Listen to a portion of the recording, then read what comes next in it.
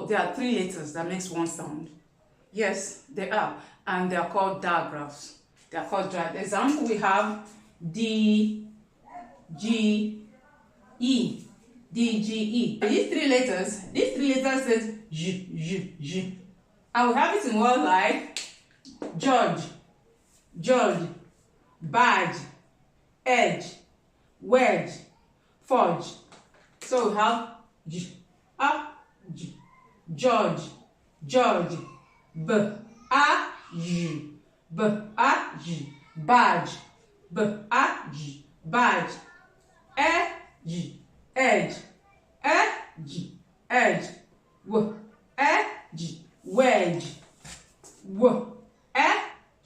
wedge,